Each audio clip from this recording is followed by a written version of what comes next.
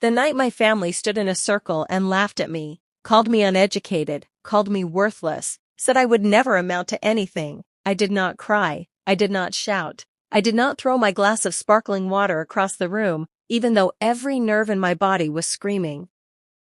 I smiled. And that smile, that quiet, steady, almost invisible smile, it was the most dangerous thing in the room that night, because I already knew something they didn't. I already knew what was coming, and I had the paperwork to prove it. My name is Camille. I am 30 years old. I live in a 2-bedroom apartment on the Upper West Side of Manhattan that I pay for entirely by myself. And the family that humiliated me in front of 37 people? They came to me, every single one of them, begging, not asking, begging. But before I tell you how it ended, I need to tell you how it started. Because this story doesn't begin at a party. It begins in a house where being the quiet one meant being the forgotten one, where being different meant being dismissed, and where love was rationed like it was running out. Stay with me until the very end of this video, because the moment this story turns, and I promise you it turns, you will not see it coming. Before I go any further, please subscribe. Your support means everything, and it reminds me I'm not alone in this. If you've ever been underestimated by the people who were supposed to love you most, hit that subscribe button right now. This story is for you. I grew up in a 4-bedroom house in Queens with my mother Helen, my father Arthur, my older brother Lance, and my grandmother Gisela, who everyone called Grandma G. On the surface, it was a normal family, Sunday dinners, holiday photos, matching outfits for church. But underneath all of that, there was a ranking system, and I was at the bottom of it. Lance was the golden child. Lance was everything. He was charming, he was loud, he got good grades without appearing to try, and he had a way of making every adult in the room feel like he had chosen them specifically to impress. My mother Helen worshipped him with a devotion that was almost religious.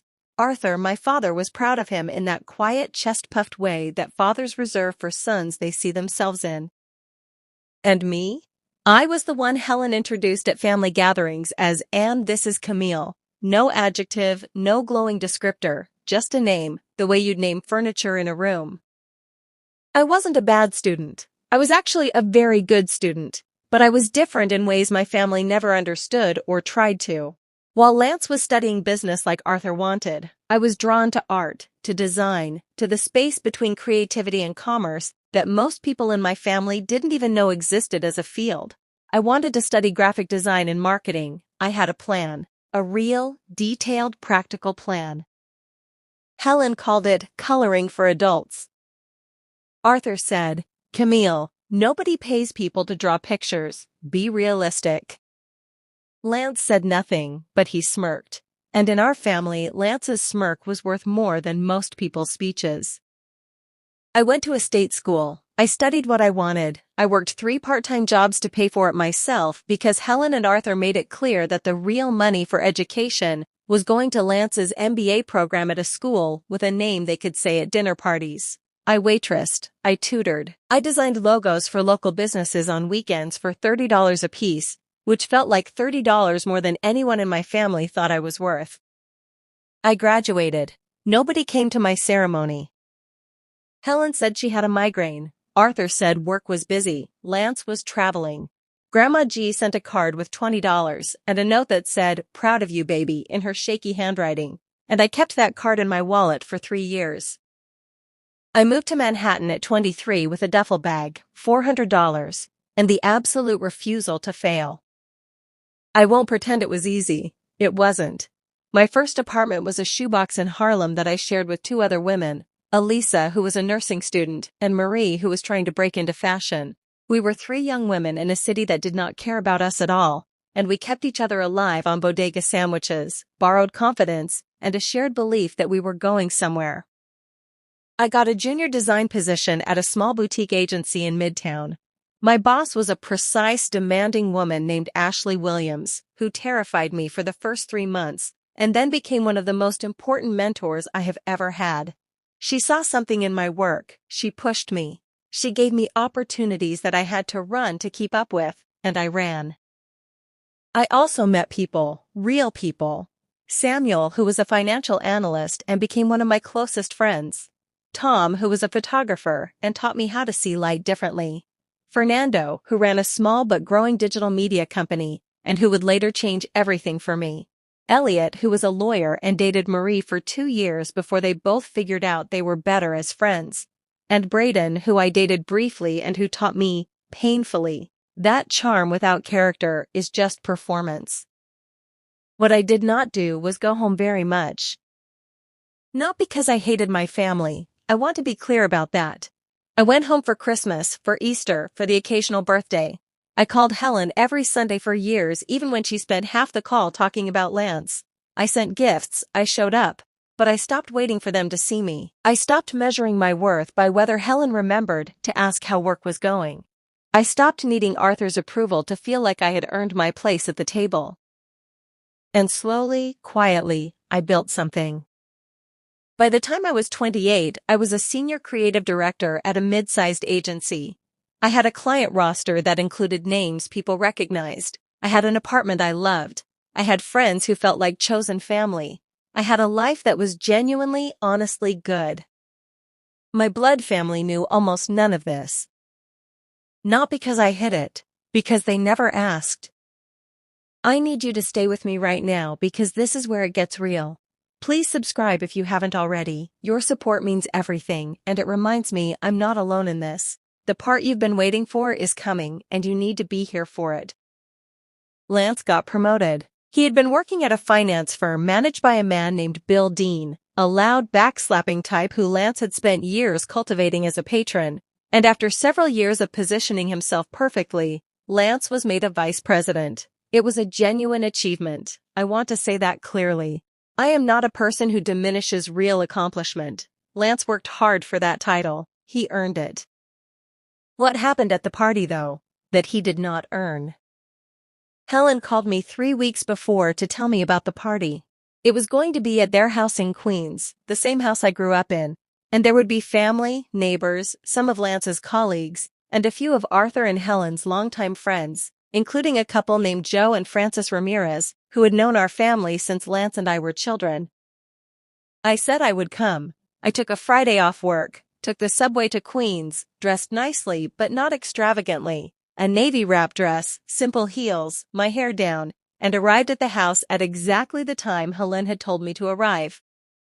The house was already full. There were people everywhere. The smell of Helen's cooking, a large roast, her famous potatoes, the bread she only made for special occasions, filled every room. Lance was at the center of everything, laughing, receiving congratulations, wearing a suit that probably cost more than my first month's rent. He hugged me when I came in. "Camille, you actually made it," as if my presence was a surprise. For the first hour, everything was fine. I talked to Grandma G, who was seated in her chair near the window, and who held my hand and told me I looked beautiful. I chatted with Joe and Francis Ramirez, who were warm and kind as they always had been. I ate, I mingled, I did what you do at these things. And then Helen gathered everyone in the living room because she wanted to make a toast. What happened next? I have replayed it so many times that it lives in my memory, now with the clarity of something filmed rather than experienced. Helen raised her glass. She talked about Lance. She talked about how proud she was, how hard he had worked, how he was the kind of son every mother dreamed of. Arthur nodded along, his eyes wet with a pride I had spent my entire childhood trying to earn from him. Lance stood there smiling, gracious and golden. And then someone, I think it was a colleague of Lance's, a man I had never met, probably trying to be charming in the way that people who don't know a room sometimes are, looked over at me and said, "Is this your sister, Lance? What does she do?" The room shifted. Not dramatically, just a degree or two, just enough. Lance smiled the way he smiles when he's performing. "Camille? Oh, Camille does her own thing, graphics or something." Helen laughed and said, "She always had her head in the clouds, that one, art school dreams."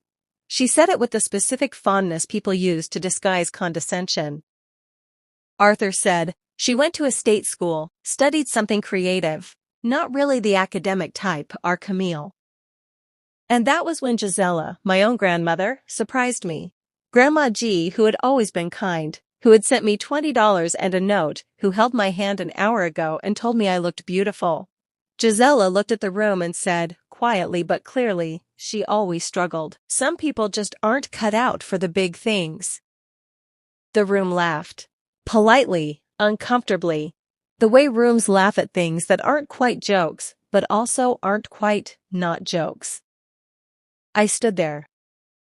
30 years old, senior creative director, Manhattan apartment. Client list with recognizable names. A life built from nothing, with my own hands, on my own terms. And my entire family had just described me, in front of 37 people, as uneducated, aimless, worthless. I felt the heat come up my neck. I felt the years of Sunday phone calls and Christmas visits and birthday gifts, and showing up, even when showing up cost me something. I felt all of it compress into a single point behind my sternum. And then I smiled. Because 2 weeks earlier, I had signed the paperwork. 4 months before that party, Fernando, my friend, the man who ran the digital media company, had called me with an offer. He was expanding. He needed a creative partner, someone who could co-lead the agency side of his business, someone with vision and a client network, and the ability to build something from the foundation up. He had watched my work for years. He believed in me in the specific, non-sentimental way that serious business people believe in people they want to bet on. He offered me a partnership stake. Equity. Real equity. In a company that was growing fast and had already attracted the attention of 2 larger firms looking to acquire in the space. I had spent 2 months doing due diligence, working with Elliot, my lawyer friend, reviewing every document, understanding every clause. Samuel had helped me analyze the financials. I had taken it seriously the way I took everything seriously, which is to say completely. And 2 weeks before Lance's party, I had signed. I was, as of the date of that party, a co-owner of a company that was currently in early acquisition conversations with a firm whose name you would recognize. I was not an employee. I was not a freelancer doing graphics or something. I was a business owner, a partner, with a stake that, depending on how the next 12 months went, could change my life in a way that no promotion, however well-deserved, could touch. Nobody in that room knew. I had not told Helen, I had not told Arthur, I had not told Lance, because they had never asked. Because for years, not one of them had picked up the phone and said, "Camille, what are you working on? Camille, how is your career going? Camille, are you okay? Are you happy? Are you doing well? Asa?" So I smiled. I stood in that living room in my navy wrap dress, and I smiled the quiet smile of a woman who knows something the room doesn't, and I let them laugh. And I raised my glass for Lance's toast, and I ate Helen's potatoes and told Frances Ramirez it was lovely to see her, and kissed Grandma G on the cheek before I left. And I went home to Manhattan. And I waited. 6 months after that party, the acquisition went through. I will not share specific numbers because this is not about money. It was never about money. But I will tell you that the morning Elliot called me to confirm the final figures, I sat on my apartment floor in my pajamas and cried for about 20 minutes. Not sad crying, the other kind. The kind that comes when years of quiet effort finally produce something visible. The kind that comes when you realize the life you built in the dark is standing in the light. Fernando and I celebrated with dinner at a restaurant we had been saving for a specific occasion. Samuel toasted me with a speech that made me laugh until I cried again. Elisa and Marie, my old Harlem roommates, still my closest friends, showed up at my apartment the next morning with flowers and pastries from a bakery we loved, and we sat in my kitchen and talked for 4 hours. It was a full, warm, genuinely beautiful moment. And then the call started. Helen called first. I don't know how she found out. I suspect the business world in New York is smaller than it seems, and Lance moved in finance circles where these things traveled. She called on a Tuesday evening and I almost didn't answer, and then I did, because I had decided I was going to face this clean, without anger, without performance. She said, "Camille, I heard something about your company. Is it true?" I said yes. There was a long pause. And then Helen said, "Why didn't you tell us?" I stayed very still, very calm, And I said, "When was the last time you asked, Mom?" Another pause. Longer this time. She didn't have an answer. Arthur called the next day. He was warmer than I expected. Arthur has always been better one-on-one than in groups, away from the performance of parenthood, and he said something that surprised me. He said, "I think we haven't done right by you, Camille. I think about that." I said, "I know, Dad." He said, "I'm proud of you." And for the first time in my memory, I believed him, and it still hurt. And I let it hurt, and then I let it go. Lance called a week later.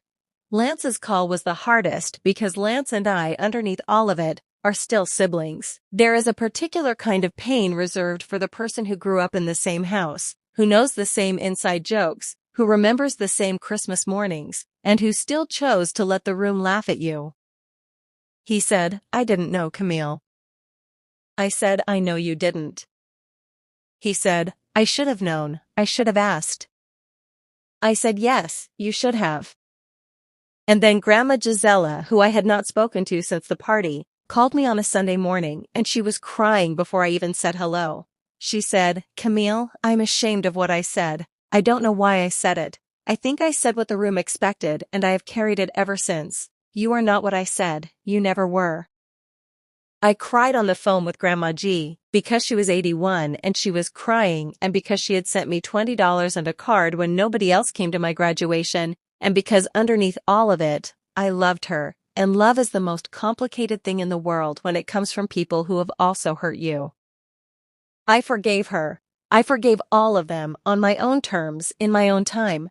Not because they deserved it immediately, because I deserved the freedom that forgiveness gives the person who gives it. But I set boundaries, real ones, the kind you write down and commit to and enforce not with anger, but with quiet consistency. I told Helen that I would not attend family events where my life choices were available for public commentary. I told Arthur that I needed him to be present, actually present, or I would stop reaching. I told Lance that we could rebuild, but rebuilding requires both people to show up. Some of them rose to it. Some of them are still working on it. And I went back to my life, my apartment, my work, my people. I'm not telling you this story so you'll think I won something. I don't think of it that way. I'm not keeping score against my family. I am not interested in triumph over people I love, even people who hurt me. What I want you to take from this is simpler and harder than revenge. I want you to understand that the people who underestimate you are not always enemies. Sometimes they are frightened. Sometimes they are limited by what they were taught to value. Sometimes they mock what they don't understand, because understanding would require them to expand, and expansion is uncomfortable. Sometimes they love you poorly because nobody ever taught them to love well. None of that makes it okay, but it makes it human. And understanding it as human means you don't have to carry their smallness inside you forever. What saved me was not the acquisition. It was not the money or the title or the apartment or any external validation. What saved me was the decision I made at 23 with a duffel bag and $400. The decision to build my life around what I knew to be true about myself, regardless of what my family's narrative said I was. The system turned not because I manipulated it. The system turned because I trusted it. I trusted that quiet consistency and real work and genuine relationships and boundaries maintained with grace would eventually produce something that could not be ignored. And I want that for you. If you are the one in your family who was overlooked, if you are the one who sat through the dinners where someone else got the praise, if you are the one who built something in the dark while everyone around you waited for you to fail, I want you to know, keep going. The paperwork is coming. The moment is coming. Not to prove them wrong. That is too small a reason to build a life for, but because you deserve the life on the other side of your persistence. Smile. Build. Wait. As this story meant something to you, if you've ever been the one in the room that nobody saw, the one who was underestimated, the one who had to build their life without anyone cheering them on, then please subscribe. Your support means everything, and it reminds me I'm not alone in this. And neither are you. Hit that subscribe button, share this with someone who needs to hear it today, and come back. Because I have more stories and I'm just getting started. R.